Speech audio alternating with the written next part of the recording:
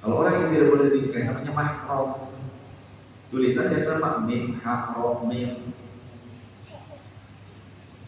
Jangan salah nyebut. Anak kita mahram, orang tua kita mahram, paman kita mahram, bibi kita mahram, keponakan kita mahram. Tapi istri kita itu yang mahram. Istri kita dimasukkan ke dalam ranah mahram itu mahram dalam konteks aurat dan juga safar. Jadi bukan mahram pernikahan. Kalau mahram pernikahan dalam bab pernikahan istri kita, ya boleh kita nikahi, tidak bisa jadi istri, ya kan? Tapi kalau dalam bab safar, maka suami istri itu dikategorikan mahram, artinya keluarga dekat. Kemudian dalam bab aurat, dalam bab aurat, suami istri yang mahram dalam bab aurat, tapi tidak masuk kategori mahram dalam bab pernikahan. Dibuktikan pada saat sudah nikah, suami istri sudah menikah, kemudian terjadi perceraian, bahkan sampai habis masa iddah.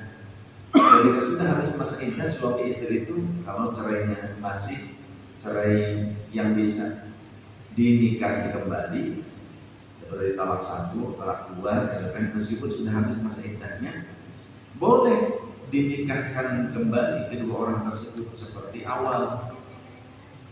Ada walinya, nanti ada ijab kabulnya, ada 2 saksi laki-laki yang muslim, ya. Seperti awal bisa, meskipun sudah habis masa iddah. Talak 1 iddahnya habis, mau balikan lagi, ya nikah lagi seperti awal. Tapi nggak berarti 0-0, tetap terhitung. Tolak pertama itu tetap terhitung. Antara wanita dengan laki-laki tersebut yang pernah bercerai, itu hitungannya tidak hilang. Contoh gini ya, ingat, ini melebar tambahan. Ada seorang suami istri bercerai sampai habis masa iddah, talak 1 nih, talak 1 sampai habis masa iddah, lalu mau balikan lagi, mau berumah tangga lagi, boleh apa tidak? Boleh, tapi harus tajaddud akdi, memperbaharui akad lagi seperti semula. Harus ada ijab kabulnya, harus ada walinya, harus ada 2 saksi, dan berikan maharnya. Rukunnya terpenuhi, kewajibannya terpenuhi, maka sah menjadi suami istri lagi. Itu bukti bahwa berarti istri tersebut ghair mahram. Benar tidak? Ya kan? Kalau mahram tidak boleh dinikahi lagi. Lalu klausul berikutnya, ketika sudah menikah lagi, nggak berarti 0-0, hapus dari awal lagi. Namanya main game apa? Ketika sudah habis kembali lagi ketiga lagi nyawanya. Nggak bisa. Jadi ketika menikah lagi yang kedua kalinya, sebelum habis yang 3 nih, ini kan baru 1 tolaknya, habis iddah, kemudian nikah lagi, menikah lagi dari awal, ya akad lagi bukan dari awal. Nah, yang cerai yang pertama itu, yang 1 kali tolak itu terhitung, atau tolak yang kedua. Tolak pertama masih dalam iddah, rujuk.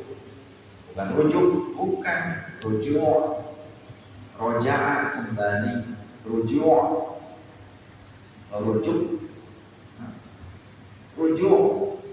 ya, bukan rujuk. Ketika rujuk tanpa ada akan seperti awal, tidak perlu Anda akan seperti awal, cukup aku rujuk kepada kamu, kata suami begitu kepada istri.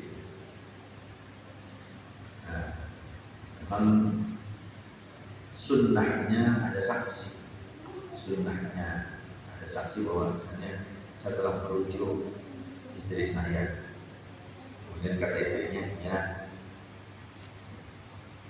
sunnahnya ada saksi. Akan ada sebagian ulama yang mensyaratkan ada saksi dalam merujuk, tapi sebagian yang lain tidak perlu. Lalu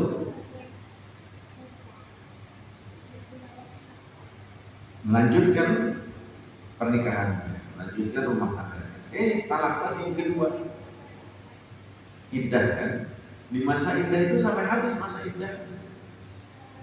Ketika habis masa iddahnya, lalu ingin kembali lagi merajut rumah tangga, boleh tidak?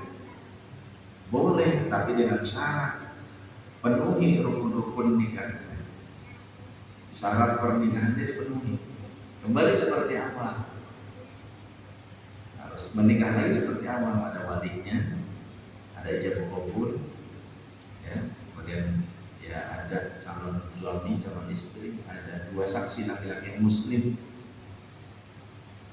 Menurut sebagian ulama, saksi pernikahan tidak harus orang soleh.